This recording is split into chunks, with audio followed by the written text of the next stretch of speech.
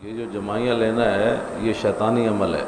جب شیطان کسی پر غالب آتا ہے تو وہ جمائیاں لیتا ہے، اور میرے آقا مولا صلی اللہ علیہ وسلم نے فرمایا کہ جب آدمی آ کرتا ہے تو حضور فرماتے ہیں شیطان پھر ہنستا بھی ہے اس وقت۔ تو پوری جب توجہ اللہ رسول کی طرف ہو، مسجد میں بیٹھنے کی ہو، تو پھر جمائی تو نہیں آتی۔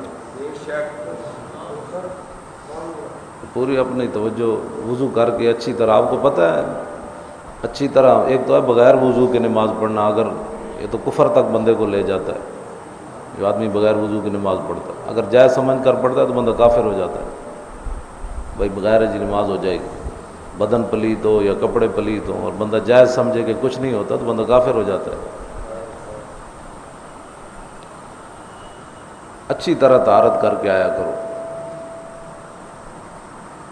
میرے آقا مولا صلی اللہ علیہ وسلم نے صبح کی نماز پڑھائی اور سورہ روم پڑھی آپ نے، الف لام میم غلبت الروم فی ادنی الارض وهم من بعد غلبهم سیغلبون۔ آگے پڑھتے پڑھتے میرے آقا مولا پر سورہ روم جو ہے کچھ الفاظ آگے اور کچھ پیچھے ہو گئے، یعنی پڑھتے یہ ہمارے لیے تھا، ورنہ جن کے صدقے سارا کچھ ہے ان کے لیے تو کوئی مسئلہ نہیں۔ تو میرے آقا مولا نے نماز پڑھا کر فرمایا کہ لوگوں کو کیا ہو گیا کہ وہ اچھی طرح طہارت کر کے نہیں آتے، اور ان کے اچھی طہارت نہ ہونے کی وجہ سے سورہ روم جو ہے وہ مجھے پڑھتے ہوئے آگے پیچھے ہو گئے۔ لوگ کہتے ہیں کچھ بھی نہیں ہوتا، میں نے کہا مقتدیوں کے اثرات امام پر پڑتے ہیں، اور یہ حقیقت بھی ہے۔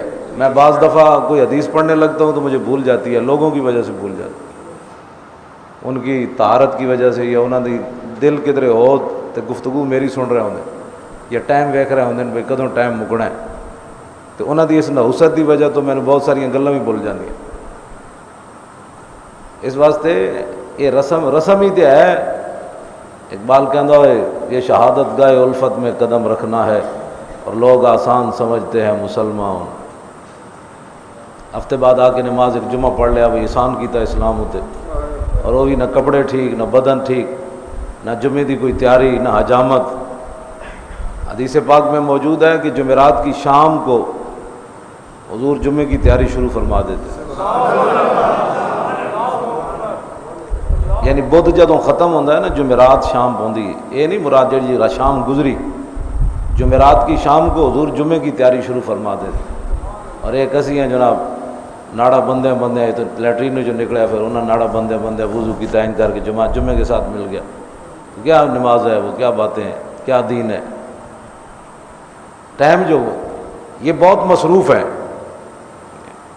ان کے پاس سارا دن رات۔ حضور نے فرمایا ایک وقت آئے گا لوگ گدھیں دی طرح راتی محنت کرن گے، دیہڑی گدھیں دی طرح محنت کرن گے تے راتی مرداراں دی طرح سو جان گے، یعنی گدھے اتنے لدی آؤ انہیں کہڑا بولنا ہے، تو بھائی پیسہ پیسہ پیسہ، دیہڑی ساری کم کیتا، رات پئی تے ظاہر ہو گدھے دی طرح۔ میرے آقا نے فرمایا گدھے دی طرح محنت کرن گے، راتی مرداراں دی طرح ستے رہن گے، مسیتاں خالی ہو جان گی، لوگوں کے پاس ٹائم ہی نہیں ہے۔ کتے لوگ رکھے ہوندے ہیں، سویرے جا کے انہوں نے پیشاب کرانے واسطے لوگ لے جا رہے ہوندے ہیں، یہ ٹائم لوگوں کے پاس ہے کتے کھڈانے کے لیے، ورزش کے لیے ان کے پاس ٹائم ہے، دکانداری کے لیے ٹائم ہے، ٹائم نہیں ہے تو دین کے لیے نہیں ہے ان کے پاس۔ اور پھر دین دے رازدار ہیں بنن گے، سانو بھی کہن گے او مولانا صاحب تھوڑی جی وہ سپیکر نہ ہی چلاؤ تو کی حرج ہے۔ میں کہا تینوں پتہ ہے، تینوں تو کل واللہ نہیں آتی، تو میں نے تبلیغ کرنا، پھر ہمیں بزدلیاں سکھائیں گے، نہیں حالات نہیں ٹھیک، وہ حالات نہیں ٹھیک۔ اپنا آپ یہ حال ہے دین دے، نماز بھی کوئی نہیں آتی، این جمائیاں لے رہے، مولانا تقریر کر رہے تھے یہ جمائیاں لے رہے۔ اس واسطے اچھی طرح طہارت کر کے آیا کرو۔ اے مقتدیاں جڑے اثرات ہیں یہ امامت بھی پوندے، ورنہ حضور کے لیے تو بات ہی کوئی نہیں تھی۔ میرے آقا و مولا پر سورہ روم کیوں جو ہے وہ مشتبہ ہو گئی، کیوں وہ آگے پیچھے الفاظ ہو گئے؟ قیامت تک فرمایا کہ اب بتائیں بندہ پچھلا بندہ کام کرے تو اگلے پر اثر پڑ جائے، تو بندہ خود گناہ کرے وہ تے اثر کوئی نہیں پڑنا، یعنی صرف طہارت ٹھیک نہ ہوئے بندے دی، وضو نے کیتا ہے مسجد وچ بھی آیا لیکن وہ طہارت ٹھیک نہیں تے اگلے بندے تے بھی اثر پے گا۔ حضور کی بات نہیں کر رہا، میری اور آپ کی بات کر رہا ہوں۔ حضور کی شان تو وراء الورا ہے۔ تے بندہ خود ساری رات کیبلہ ویکھے، ساری رات گناہ کرے، حضور دی امت نو 2 نمبر مال کھواوے، رشوت لوے، حرام کماوے، جھوٹیاں گواہیاں دے جا کے اتھے عدالتاں وچ جھوٹیاں گواہیاں۔ حضرت حضور نے جھوٹی گل دے بارے کتنا سخت فرمایا، اے بھی ذرا سنو۔ آج لوگ جھوٹ بولن لگے، کہتے مولانا صاحب جھوٹ سوا گزارا نہیں۔ 70 کبیرہ گناہ حافظ زابی لکھے، انہوں نے جو پہلا کبیرہ گناہ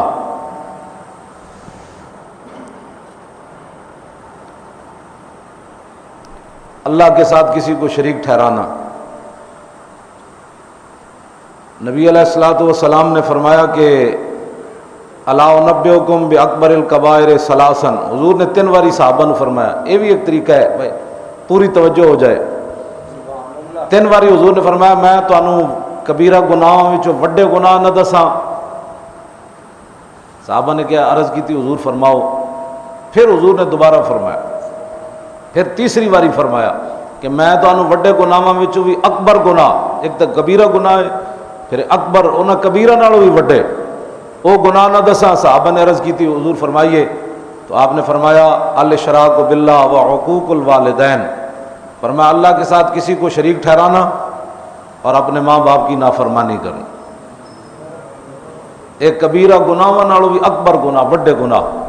اور وکانا متکئن فجلسا، حضور ٹیک لگا کے یہ 2 باتیں ارشاد فرمائیں کہ کبیرہ گناہوں میں جو وڈے گناہ اللہ کے ساتھ کسی کو شریک ٹھہرانا اور ماں باپ کی نافرمانی کرنا۔ میرے آقا ٹیک لگا کر یہ ارشاد فرما رہے تھے، فجلسا، حضور بیٹھ گئے اور فرمایا الا وقول الزور الا وشہادت الزور، فرمایا خبردار جھوٹی گل نہیں کرنی۔ ایک کبیرہ گناہوں میں وڈے گناہ جھوٹی بات، قول الزور، اور فرمایا شہادت الزور، جھوٹی گواہی دینا۔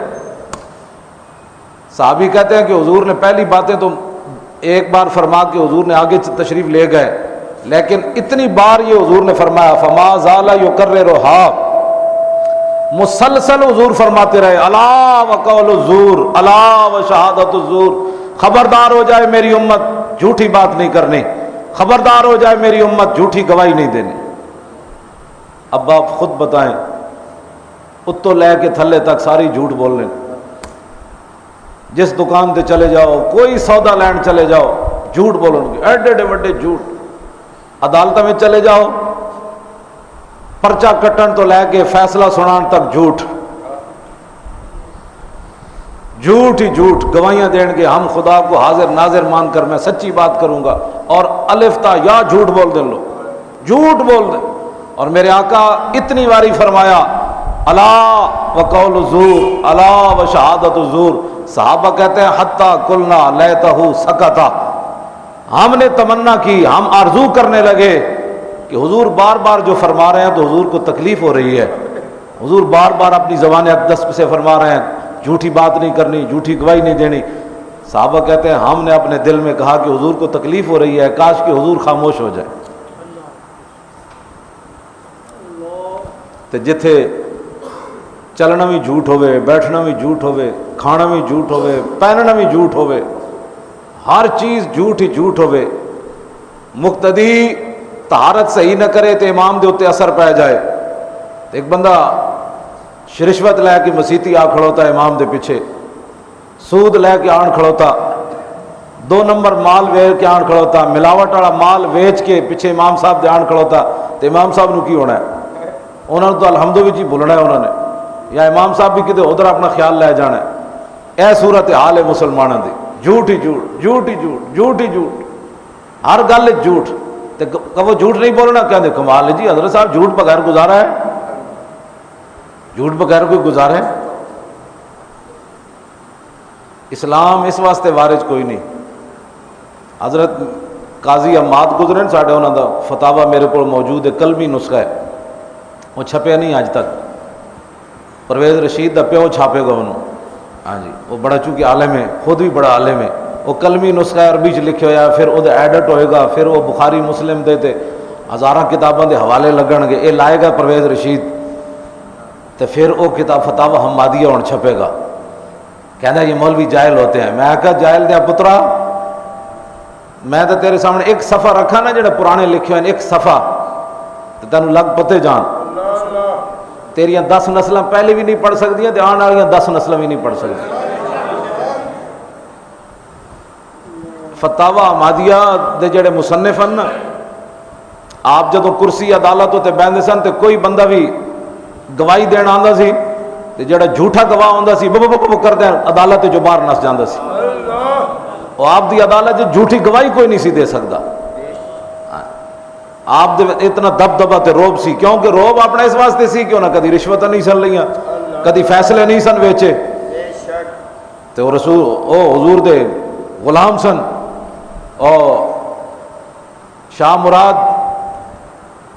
مسجد بنوائی، شاہ بادشاہ سی، مسجد نے تو سپیکر نہیں اتروائے، مسجد بڑھائی، ہاں جی جی پہلے ہی سپیکر لگے ہوئے سن وہ بھی اترواؤ۔ او شاہ مراد ہو جب بادشاہ سی جنہیں مسجد بنوائی تو بڑا پیسہ لایا، انہیں انا پیسہ لایا مسجد بنوان تے۔ کرکٹ بحال ہو گئی، واہ جی واہ، پاکستانیوں کے چہرے چمک اٹھے۔ میں آکھا کوئی بات نہیں، انہاں چہرے یوم تبیض وجوہم وتسود وجوہ، یہ آج چمکات جس دن کالے ہونے پتہ لگ جائے گا۔ آج تیرے چہرے چمک اٹھے کرکٹ کی بحالی کے لیے، تو ناموس رسالت کے لیے کبھی تیرے چہرے کو پریشانی ہوئی؟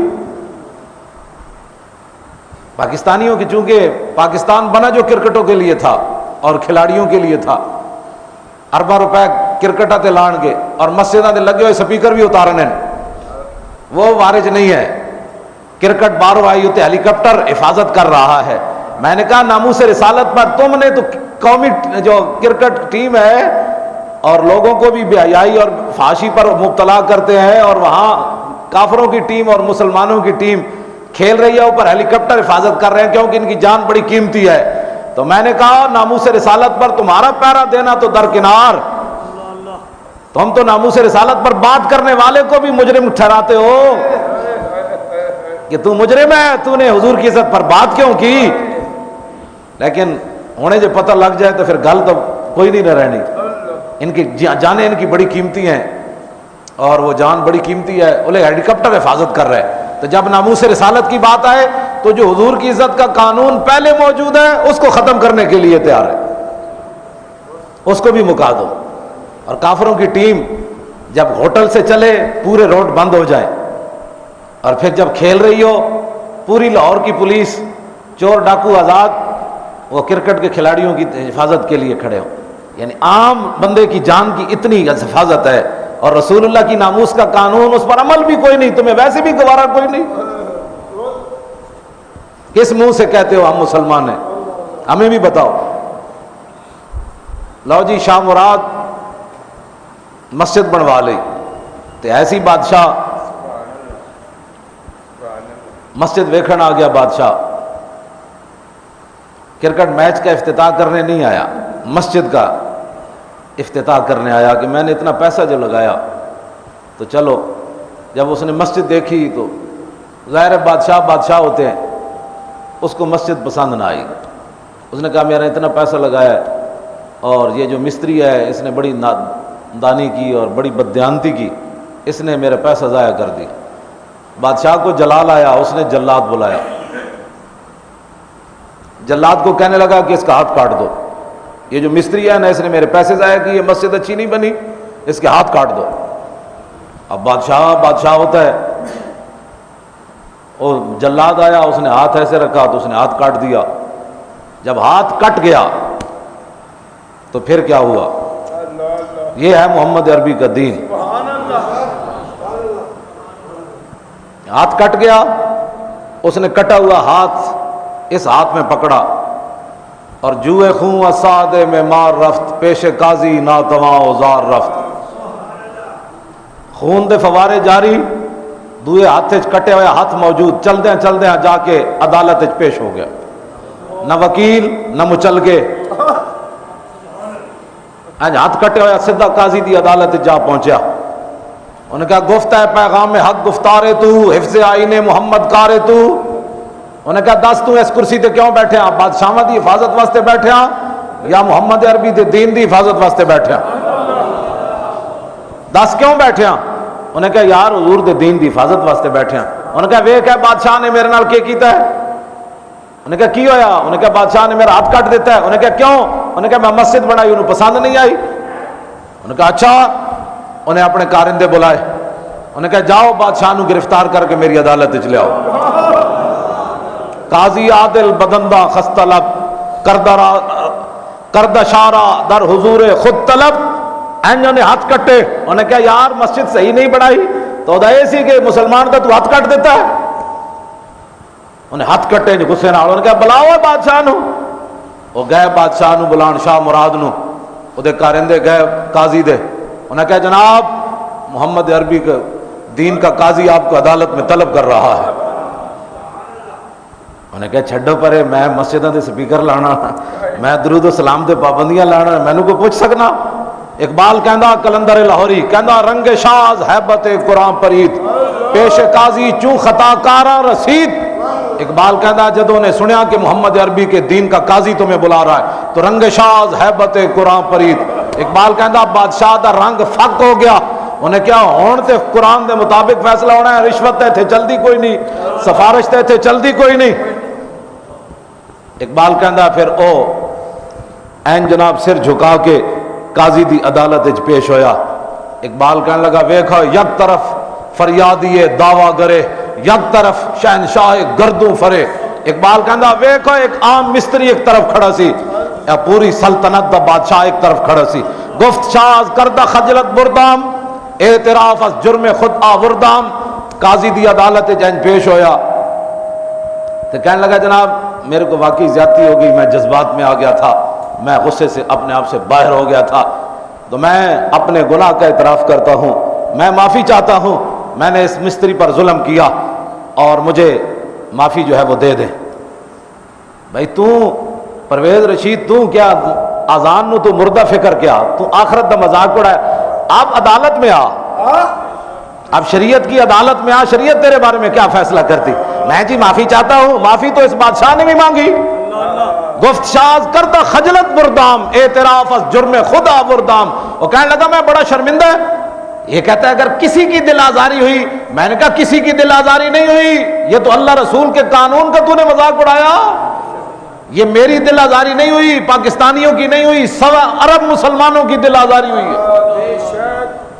تو نے قیامت کا مذاق اڑایا، تو نے اذان کا مذاق اڑایا، تو کہتا ہے جی کسی کی دل آزاری ہوئی، ہر مسلمان کی دل آزاری ہوئی۔ ہم گناہگار ضرور ہیں لیکن قرآن و حدیث کے بارے میں کسی سے جملہ سن سکتے؟ بدلے گا زمانہ لاکھ مگر قرآن نہیں بدلا جائے گا، اے قول محمد قول خدا فرمان نہیں بدلا جائے گا۔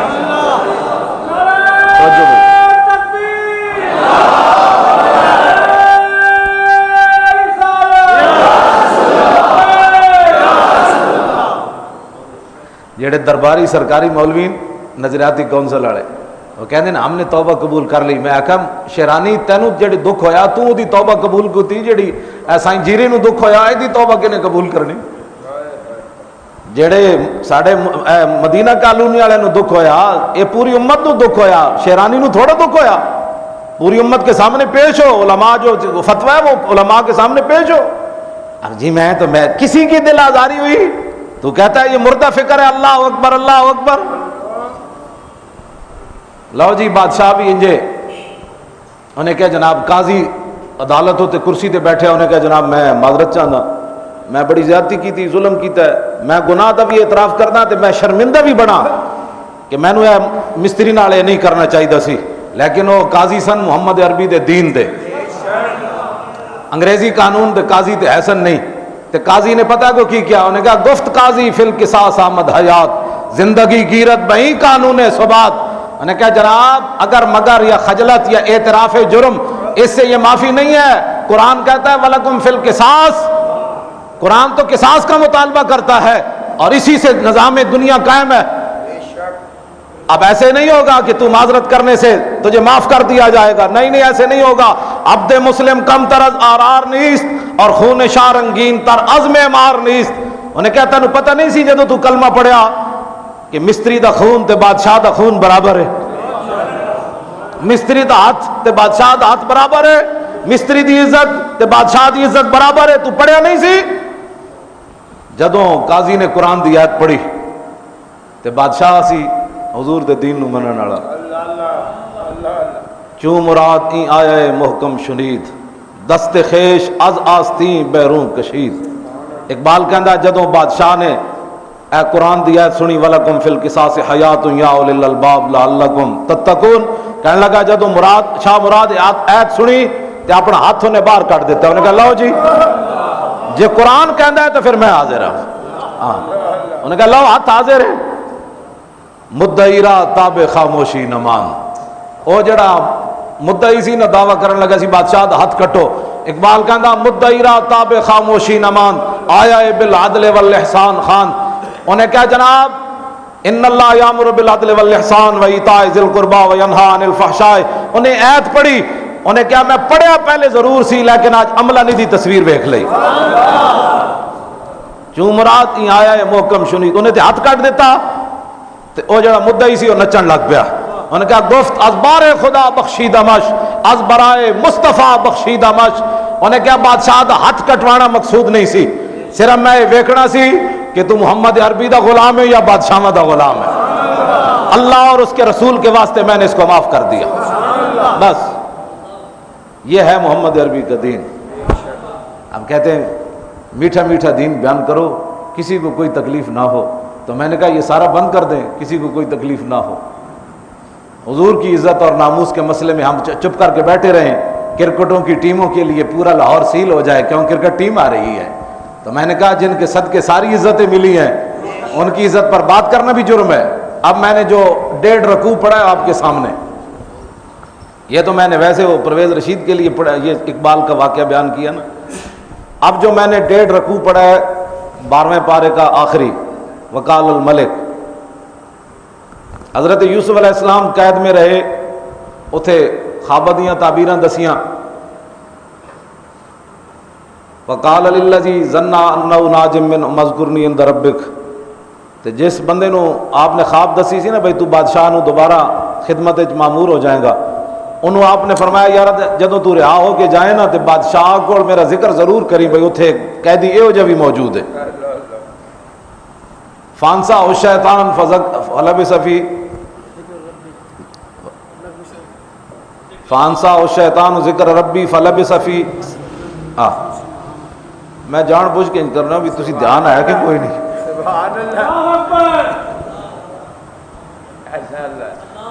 توجہ، انہوں شیطان نے بلا دیتا، جناب یوسف علیہ السلام کا ذکر ہی انہیں نہ کیتا. بادشاہ نے پھر خواب آ گئی. قال الملک انی ارا سبع بقرات سمان یاکلن سبع عجاف وسبع سنبلات خضر واخر یابسات. بادشاہ کہنے لگا وزیرو، اور میں خواب ویکھیا یار بھائی کمزور گاواں تے موٹیاں گاواں نو کھا رہی ہیں، تے 7 کمزور گاواں 7 موٹیاں گاواں نو کھا رہی ہیں. تے میں خواب ویکھیا کہ 7 شاخاں جڑیاں نو سبزن تے 7 خشکن.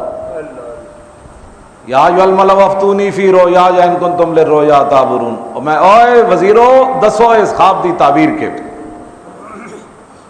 خواب جڑا ہے نا، خواب آج کل تو میں نے کسی نے چنگا خواب کدی نہیں سنا ہے. ویسے جھوٹ لوگ بولتے ہیں میں مدینے میں گیا، میں آخر تو مدینے راتی فلمیں ویکھ کے مدینے کوئی نہیں جانا. بالکل جھوٹ مارنے لوگ، فلمیں ویکھنے والے مدینے کوئی نہیں جاتے. انہوں نے خواب انج ہی آئے گا بھائی گٹر ڈگیا ہوا جی خواب آنے.